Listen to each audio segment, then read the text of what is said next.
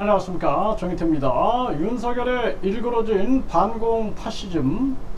지금 윤석열이 이렇게 진행하는 걸 보면은 완전히 이 반공 파시즘으로 자기 세력을 규합시키는 것이죠. 이 파시즘이 이게 사실은 집단 이기주의인데, 집단 이기주의 위에 권력자들이 자기 집단의 이익을 위하여, 이게 집단화시키는 거죠. 이익을 위하여 수단과 방법을 안 가리는 거예요. 여기에다가 이 파시즘, 이 이탈리아 파시즘이라든지 독일 파시즘, 일본 파시즘을 이렇게 분석해 보면 북한의 파시즘도 마찬가지죠. 김일성이라는 놈이, 이 역적놈이 완전히 그냥 이 북한을 파시즘화 하는데, 여기에 공산주의, 사회주의, 군국주의, 왕조주의, 세습주의, 거기에다가 신정정치까지 넣었어요. 신정정치. 그래갖고 김일성이 이 주체사상을 가지고, 공산주의가 아니에요. 또 여기서 이제 완전히 주체사상을 가지고 사회적인 개념들, 사회 정치적인 생명, 이런 것들을 부여하는 게 바로 김일성이다 해가지고 완전히 주체사상으로 만든 거죠. 이게 이제 김일성식 파시즘인데, 지금 윤석열이 같은 경우에는 완전히 이 반공 파시즘을 이용하고 있어요. 그래갖고 극우들을 모으고 있는 겁니다. 극우들을 결집시켜 가지고 자기 권력의 수단, 자기 방어의 수단으로 이용하고 있는 거예요. 그러니까 이 윤석열의 심리를 분석을 해보면 굉장히 불안해하고 있는 거예요. 그래서 과거에 이 무솔리니라든지 히틀러라든지 김일성이라든지 또는 일본의 히로히토라든지 이런 파시즘의 주인공들을 보게 되면은 심리 속에 굉장히 불안함이 있어요. 그 불안함을 방어하기 위해서 파시즘을 이용하게 되는 건데, 지금 윤석열이 완전히 이 반공 파시즘 뒤에 숨고 있는 모습이다. 저는 그렇게 분석하고 있습니다. 그래서 지금 대한민국의 반공이라는 것은, 그것은 상식이에요, 상식. 아니, 김일성 그 역적놈을 누가 추종을 합니까? 그 추종하는 자들은 핀셋으로 찝어내야 되는 거죠. 찝어내가지고 북한 간첩행위를 하는 자들은 반드시 국가보안법으로 처벌을 해야 된다. 그래서 나는 국가보안법을 당연히 지켜야 된다라는 입장에 서 있는 사람이에요. 뿐만 아니라 국제간첩제재법을 통해서 중국 간첩뿐만 아니라 미국, 유럽, 일본, 러시아 간첩들도 잡아내야 된다. 이번에 우리가 대통령실 도청 논란이 굉장히 있었죠. 그 상황에서도 봤었던 것처럼 국제 간첩들이 당연히 활동을 안 할 수가 없는 거예요. 우리가 조선 말기를 우리가 이렇게 가만히 분석을 해보세요. 그러면은 이 가스라 테프트 밀리학을 통해서 미국은 필리핀을, 그리고 일본은 조선에 대한 영유권을 서로 약속하지 않습니까? 그러니까 결국에는 제국주의라고 말하는 이 침탈주의자들은 침략해서 약탈해버리는데, 자기들의 이익을 위하여 그러게 하기 위해서는 자기들끼리 나눠먹기 약속을 하는 거예요. 그래서 제2영일동맹을 통해서 영국은 인도를, 일본은 조선을, 이렇게 다 이미 그림을 다 그리고 있는 거죠. 이런 상황 속에서 움직이고 있는 거고, 러시아나 독일이나 프랑스는 삼국 간섭을 통해서 또다시 일본을 또 견제하고 자기들의 먹잇감을 나눠먹게 하려고 하고 있는 것이죠. 이런 속에서 우리는 냉철하게 이 국제정세를 읽어내고, 국제정세는 오직 자기들의 이익만을 위하여 움직인다라는 생각을 가지고 철저하게 대응하지 않으면 안 된다라는 거예요. 그래서 친러파가 돼서도 안 되고, 친미파, 친일파, 친중파, 친북파가 돼서도 안 되고, 우리는 오직 대한민국파가 돼서 대한민국을 세계화시키고 대한민국을 세계 평화와 인류 행복을 기여시키는데 우리가 노력을 해야 한다. 저는 이런 주의에 서 있는 사람입니다. 그러기 위해서 우리는 아주 냉철한 이성과 합리를 가지고 있어야 되는 거예요. 지금 윤석열은 아주 일그러진 반공 파시즘을 이용하고 있는 거예요.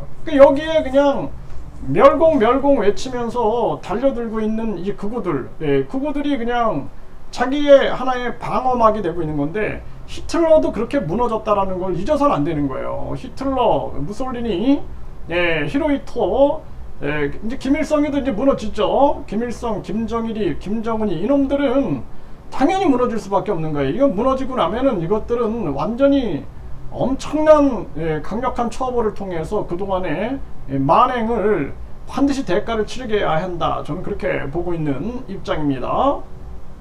그래서 이 윤석열이 어설픈 반공 파시즘으로 지금 나라를 갈라치게 하고 있고, 자기 방어막 그리고 자기를 옹호할 수 있는 보호군들을 만들고 있는 거죠. 이게 홍위병 만들듯이. 이게 참 안타까운 일이에요. 그것도 많지도 않아요. 소수예요. 윤석열 지지율 보면 알지 않습니까? 20% 30%대에서 그 홍위병들을 만들고 있는 거예요.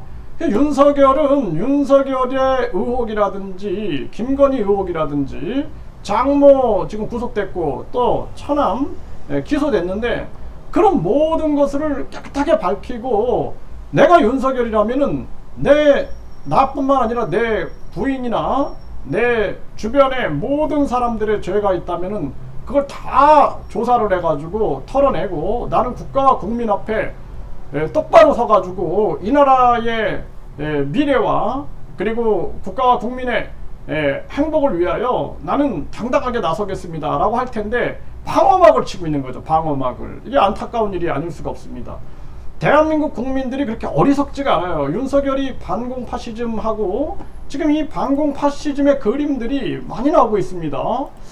이 보훈부가 갑자기 보훈부로 이거 하는 것도 난 이상했어요. 이것도 아니, 지금 전염병으로 3년 동안 고통받고 급격한 금리 인상, 공공요금 인상으로 고통받는 국민들에게 무슨 놈의 장관직을 신설을 합니까? 이것도 아주 누구도 반박할 수 없는 듯함을 가지고 뭔가 불편함을 만들어내고 있는 거예요. 이런 게 파시즘이거든요. 그래서 국가유공자한테 누가 감사 안 합니까? 제가 어제 길을 걷다 보니까 한 어르신이 자기 신분증을 보여주는 거예요. 나는 국가유공자다. 월남전 참전 그걸 보여주시는 거예요. 그 자랑스럽게 얘기를 하시는데, 그런데 어르신 아주 훌륭하십니다. 영웅이시네요. 대한민국의 영웅이십니다. 그러니까 그 옆에 있는 젊은이가 그 무슨 길거리에서 이렇게 빵을 파는 그러한 젊은이가 유공자시네요. 공짜로 이거 드릴게요 하고 드리더라고요. 그러니까 우리 국민들이 공경을 한다라는 거예요. 공경을. 근데 이렇게 여성 우선 주차 없애고, 그 남녀 차별하지 말고 그거 없애는 거 당연한데, 또 국가 유공자 우선을 만들어 가지고 마치 이게 지금 뭔가 이 반공 파시즘을 위해서 분위기를 깔고 있는 거예요. 내가 국가 유공자라도 나는 이거 하지 마세요 하고요. 괜히 국민들한테 이게 우월감 느끼게 되고, 그리고 이게 굉장히 다른 국민들은 열등감을 느낄 수도 있고, 뿐만 아니라 갈등이 유발된다. 이거 하지 말아라. 그런데 완전히 지금 전체주의를 흘러가지고 그냥 막 너도 나도 충성 경쟁하면서 이거 다 만들고 있는 겁니다. 이런 모습들. 근데 우리 국민들을 이거 비판하고 싶은데, 뭔가 우리에게도 있는 이 국가주의, 이 국가 전체주의적 개념 때문에 반박을 못하고 있는 거예요. 여기에다가 또 국방부 앞에 홍범도 흉상 이전 건국훈장 수여 과정도 검토한다. 그래서 이 홍범도 장군이 해방 이전에 이제 소련 공산당 입당 경력이 있어요. 그렇게 따지면은 박정희 전 대통령을 우리가 얘기 안 할 수가 없어요. 박정희 전 대통령은 만주 군관학교 출신에다가 일본 육군사관학교 또 출신이죠. 일본. 거기에다가 뿐만 아니라 계속해서 그 남노당 사형 선고 사건이 있어요. 이건 남조선 노동당이죠. 북조선 노동당 김일성이, 또 박헌영이 조선 노동당, 그리고 이 남노당, 남조선 노동당의 조직책으로 활동하다가 적발돼 가지고 사형 선고를 받게 됩니다. 이렇게 따지면은 우리가 많은 생각을 안 할 수가 없는 거예요. 또 이승만 또한 친일파들에 대한 이 정리 작업에 반민특위라 그래요. 그래서 반민족 행위를 했던 이런 친일파 정리 작업을 할 때 이걸 해체시킨단 말이에요. 이런 모습들, 이런 것들에 대한 안타까움이 있죠. 또 4.19 혁명을 우리가 생각 안 할 수가 없어요. 4.19 혁명, 6.3 항쟁이라든지 뿐만 아니라 박정희 대통령의 그 암살 상황과 이 유신헌법 이러한 부분들, 전두환이도 마찬가지죠. 전두환의 6월 항쟁, 우리가 생각을 잊을 수가 없는 거죠. 그런 어떤 독재의 경력들이 있다라는 거예요. 그래서 역사라는 것은 잘한 게 있고 못한 게 있는 거예요. 그리고 우리나라 역사가 굉장히 불행한 겁니다. 가스라테프트 밀리학이라든지 뿐만 아니라 영일동맹이라든지 이런 걸 통해서 이 침탈주의 국가들은 나눠먹기를 하고 있었어요. 나눠먹기. 거기에 저항할 수 없는 거예요. 그러니까 고종 같은 경우에도 러시아랑 손잡잖아요. 러시아랑. 그래서 결국에는 청일전쟁에서 패하고, 그리고 결국에는 아간파천을 통해서 러시아 공사관으로 피신하게 됩니다. 그러니까 이런 정황들, 그러면 고종도 그 아간파천 경력을 따져가지고 우리 역사에서 파버려야 되나, 이런 생각 또한 우리가 안 할 수가 없는 거예요. 그러니까 우리가 과거의 우리 역사에 대해서 불행한 역사다. 네, 이 독립군들을 이용하려고 했던 일본 침탈주의자들이라든지 또 소련 침탈주의자들이 교묘하게 이용해가지고 독립군들이 또 이용당한 부분도 있지. 뭐 있어요. 나라도 없는 그 상황에서 싸웠는데 그걸 경력을 가지고 또 문제를 삼고 있고 또 하나의 파시즘을 만들고 있다. 저는 그렇게 보고 있어요. 그리고 이 지금 8.15 광복절에 이 경축사 하는 것도 보면은 뭐 반국가 세력 뭐 이런 얘기, 아니 공산주의 맹종 세력 이런 얘기가 요즘에 막 우리 사회에 나오고 있는데, 제가 항상 얘기하지만 김일성이, 김정일이, 김정은이 이놈들은 완전 역적놈들이다. 이놈들은 강력하게 처단해야 된다. 이렇게 분명하게 말씀을 드려요.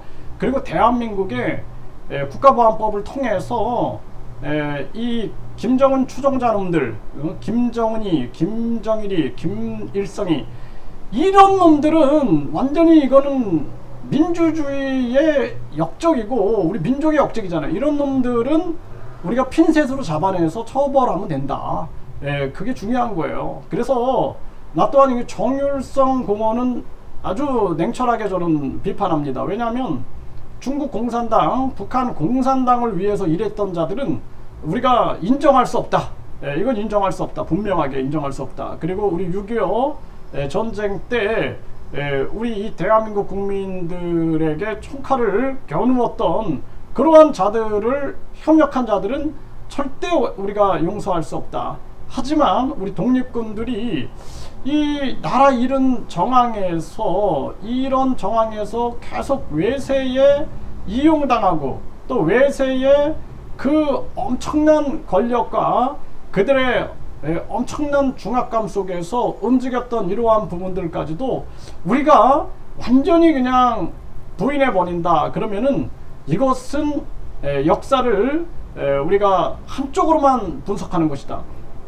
그래서 백선엽 같은 경우에도, 백선엽 장군 같은 경우에도 잘한 거는 잘한 거다. 6.25의 전쟁 영웅인 것은 맞다, 감사하다. 하지만 그의 어떤 그 친일 경력이라든지 이런 거는 그거는 옳지 않았다.